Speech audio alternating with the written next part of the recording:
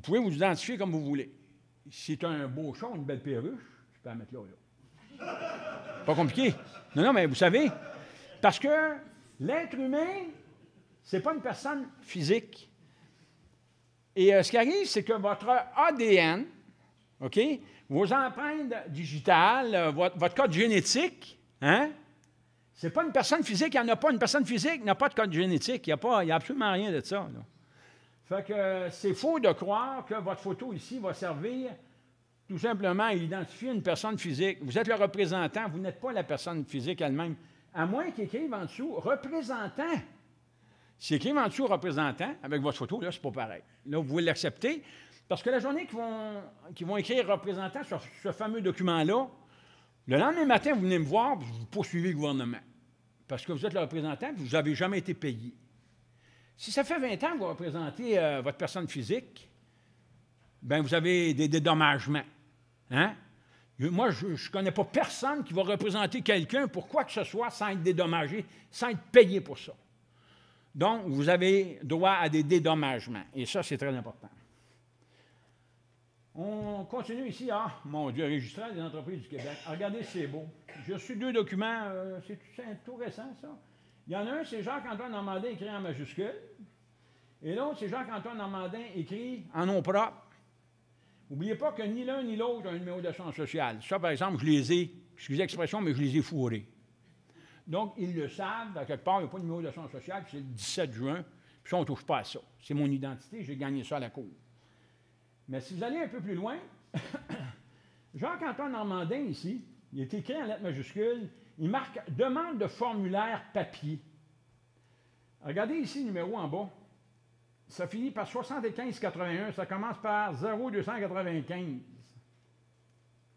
Ils disent, monsieur, vous trouverez ci-joint une copie papier formulaire RE 200.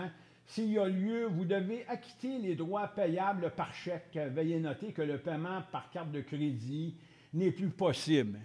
D'une façon ou d'une autre, un être humain n'a pas de carte de crédit, il n'a pas de compte de banque. Hein, c'est pas compliqué, là. Mais si vous allez sur l'autre, n'oubliez pas, il est écrit en lettres majuscules. Regardez, il est écrit en lettres minuscules. C'est drôle, les chiffres en bas qui étaient perdus dans l'espace, pour l'être humain, ils sont là. Numéro de la demande, 295. Puis c'est un autre chiffre, c'est 7620. Alors que l'autre, c'est 7581. C'est drôle, hein? Pourtant, c'est toi deux, Jacques Normandin, Jacques-Antoine Normandin. Pas Jacques Normandin, mais Jacques-Antoine. Il y en a un qui est écrit en minuscule, en nom propre, puis l'autre, c'est écrit en lettres majuscules. Eux autres, c'est plus pareil, par exemple. Ça, c'est très différent. Eux autres, ils savent que c'est l'être humain. Regardez ce qu'ils ont écrit ici. Pour faire suite à votre demande du 3 novembre 2011, pourtant, c'est le même document, là. Nous désirons vous informer qu'après étude de votre dossier, il apparaît que vous avez produit 2 déclarations initiales le 15 octobre et 6 novembre 2007, hein, qui ont été toutes 2 refusées. Ils n'ont pas le droit de refuser mes déclarations initiales. C'est moi qui décide ça, ce n'est pas eux autres. Mais ils ont refusé.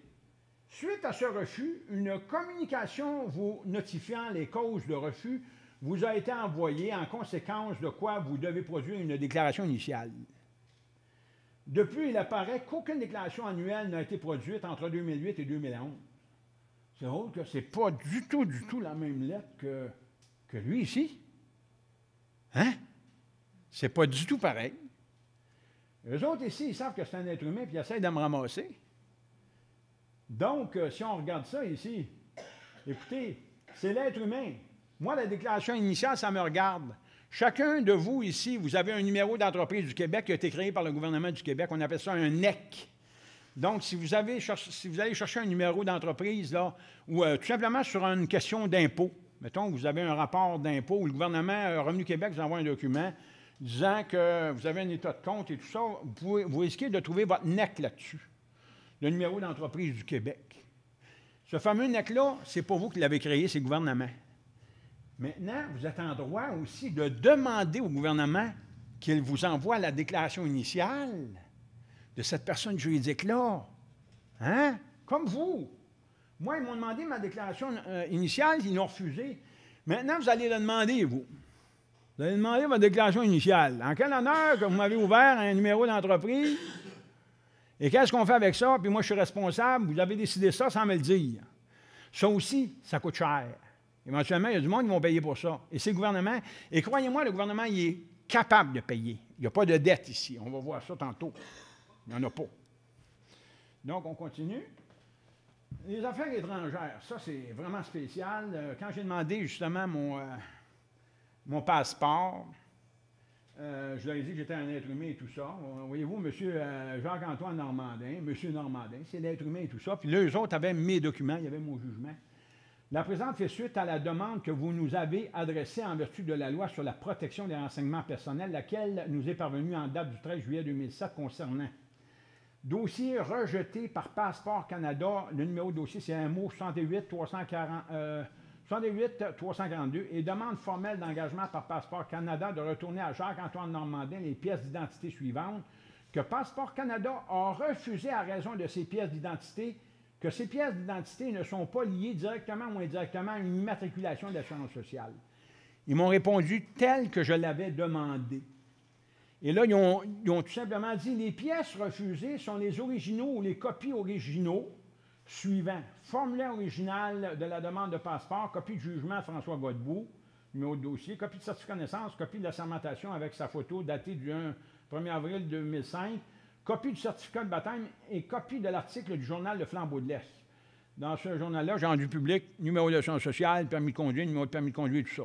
Vous comprenez? Puis même sur le permis de conduire, vous avez un numéro caché en bas, là. Hein? Ça, c'est un numéro de référence. Vous êtes supposé de cacher ça. Puis vous... Ben moi, ce numéro-là, moi, je rends tout ça public. Parce que le gouvernement ne veut pas l'annuler à ma demande. S'il ne veut pas l'annuler à ma demande, c'est pour moi qui l'a créé. Puis moi, je n'ai aucun pouvoir de l'effacer. Donc, vous pouvez changer votre adresse chez vous. Hein? Moi, c'est 114 ou 181 de la Mayenne, mais je marque 231, 249, 525, numéro d'assurance sociale. C'est mon adresse. Pas compliqué. NAS. Et en dessous, tu peux mettre ton permis de conduire. N6555 130651-05. Puis en dessous, ben, le petit numéro en dessous là, qui est caché, que je pouvais le mettre, ben, tu le marques en référence. Parce que ça se trouve à être le petit plus là, que vous avez sur votre carte là, dans lequel le gouvernement a tout simplement une banque d'informations sur vous que vous n'êtes même pas au courant. Vous ne savez même pas qui vous êtes. Le gouvernement le sait, mais vous ne le savez pas.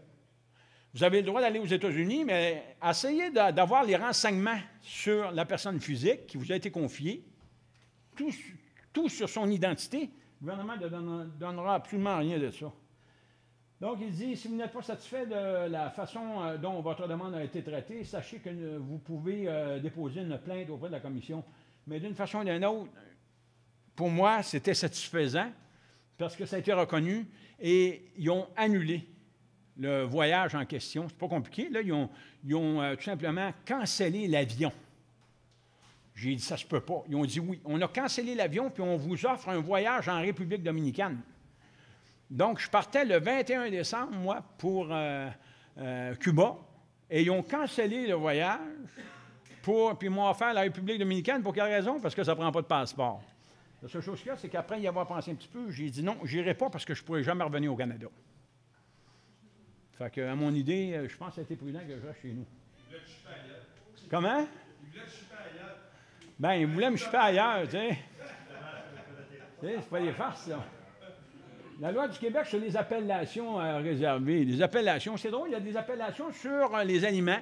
Justement, les cultivateurs, les agriculteurs le savent. La présentoir a pour objet la reconnaissance des appellations qui sont attribuées à des produits agricoles et alimentaires à titre d'attestation de leur mode de production, de leur région, de production et de leur spécificité.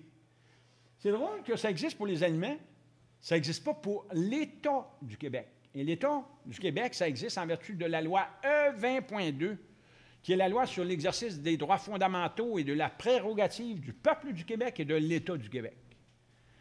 Et l'État du Québec, ce n'est pas dans la Constitution canadienne. C'est obligatoire pour les bio, mais pour ceux qui font des OGM, pesticides. Écoute, c'est juste la question de dire qu'on doit respecter les appellations, c'est déjà beaucoup. Tu sais? Ensuite de ça, mais tu peux extrapoler, tu peux aller très, très loin là-dessus. Donc, ici, j'ai un fameux document, ici, sous toute réserve, Développement des ressources humaines Canada. C'est quoi ma demande ici? Ma demande d'annulation de votre numéro d'assurance sociale. Et écoutez, j'ai fait une demande d'annulation du numéro d'assurance sociale, M. Jacques Normandin, pas Jacques-Antoine. Ils disent, monsieur, nous avons procédé à l'analyse de votre demande d'annulation de votre numéro d'assurance sociale. Pour étudier votre demande, nous avons pris connaissance de la documentation que